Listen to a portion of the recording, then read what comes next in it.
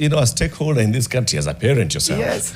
You're seeing this, students being barred from performing. People are even saying, even Lawyer Chesa said, we have had other plays and poems that have been written that are critical of governments. And people usually look at it and say, this is obviously talking about this particular administration.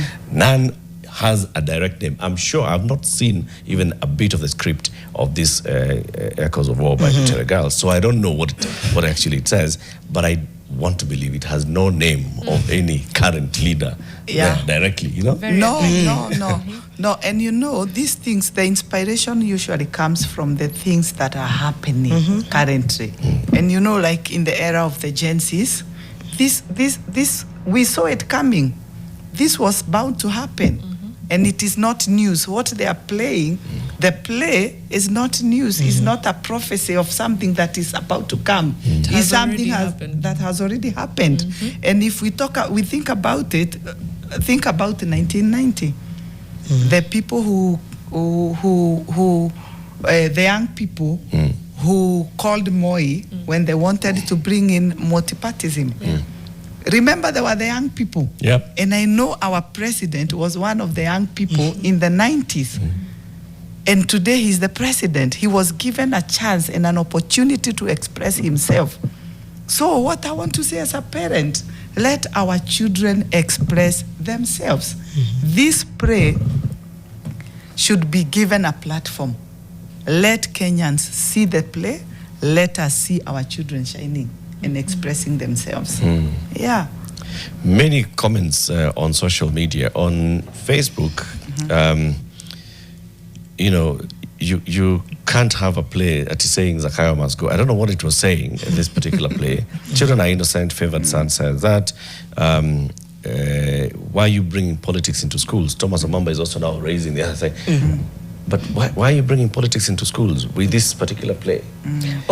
So he's saying the play should not, a play of this nature should not necessarily be acted by children, school children. I think that's an angle that he's taking. Hadassah Empress says, why is the government not seeing the truth from the students' faces? We demand justice for Butere Girls. This is very worrying. Shame on the establishment. David Githuru Kamande. Then we start now quoting other plays and poems. Tumbo Lililoshiba, Mstahiki Mea. Things that have been there.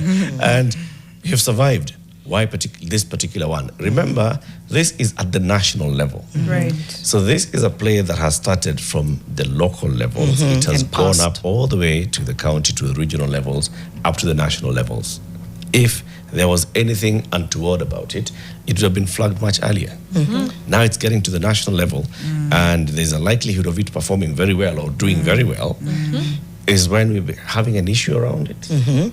It actually is giving it more publicity. Now I want to watch this play. Nobody doesn't want to watch it now. Everybody wants to watch it. You've made Butere Girls and Cleophas some kind of heroes because they are now the face of what it means to have your rights pushed back on in such a violent way.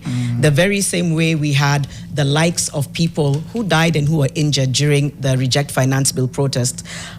There's so many similarities, and so then they become the people that will elevate and say, we want to protect you, we want to make sure you're okay, and thank you for standing with us through this play. Right. I'm looking, someone on YouTube offered to film the play. Yes, and that's the kind of, support that's coming through. Like you said, it's now a matter of national interest at a scale we haven't seen before. Everyone wants to see it.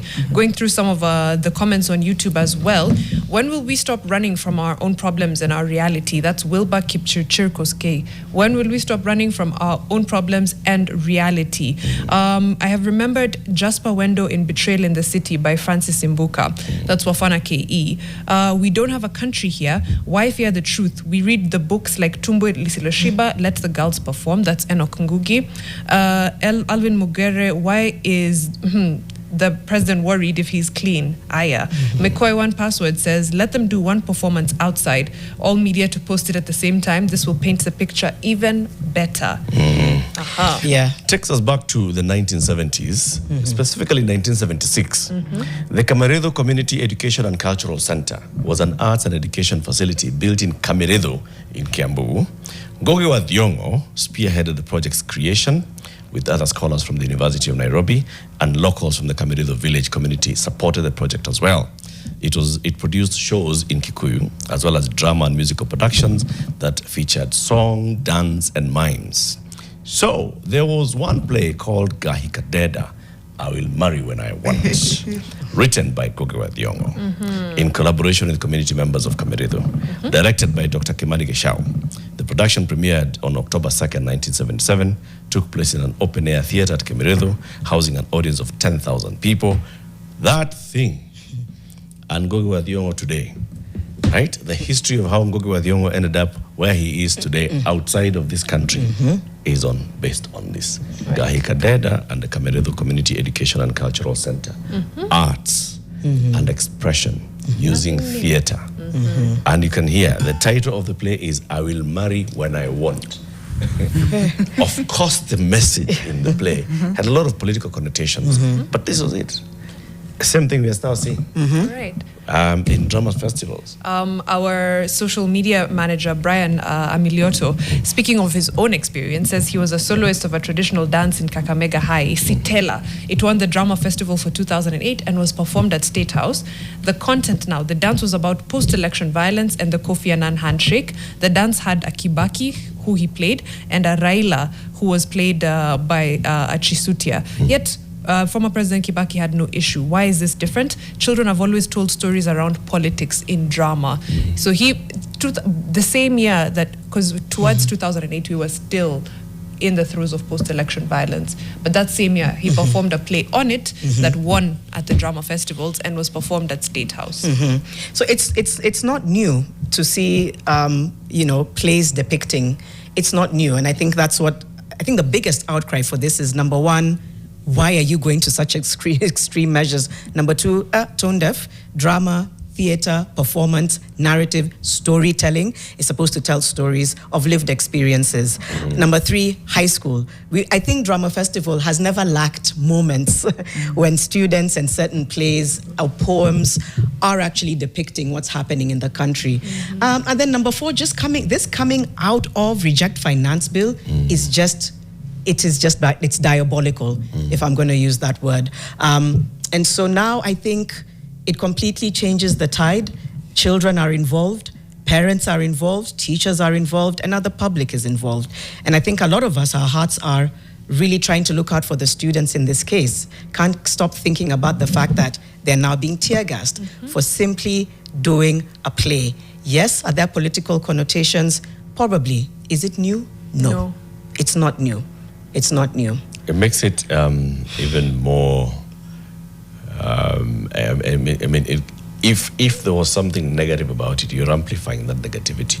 If you thought that there's something negative about the play, now you're amplifying the negativity and making everybody want to see. So even if you will not see this play being acted by these girls of Butere girls on a stage, the script will be available, and other theaters will pick it up, and everybody will want to see Echoes of War, whether it's performed by Butere girls or by whichever theater group that will perform it.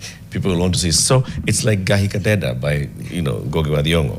This is now something that just became, you want to see. What is it? Why?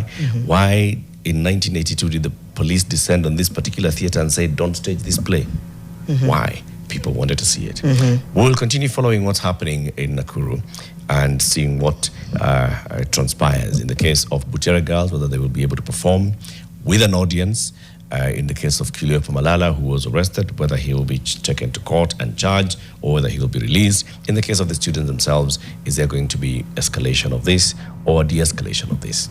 This is why we are here. NTV and Nation FM will be following this story throughout the day, so keep it locked. But for us, we say thank you for tuning in to Fixing the Nation, one conversation at a time. The conversations that we've had today, big ones, more conversations coming tomorrow, and you want to know, actually one of our conversations tomorrow could also be just other conversations tomorrow will be about theater. Ideal. Yeah, and how the creative arts are actually transforming our country and our thinking and what we see going forward. So Eric Latif, Janet Bogwa, Mariam Bishar, and our guest, Teresia Wairimu from the Mitumba Consortium Association of Kenya, who's been with us here, and we'll talk about Mitumba at a greater length in future.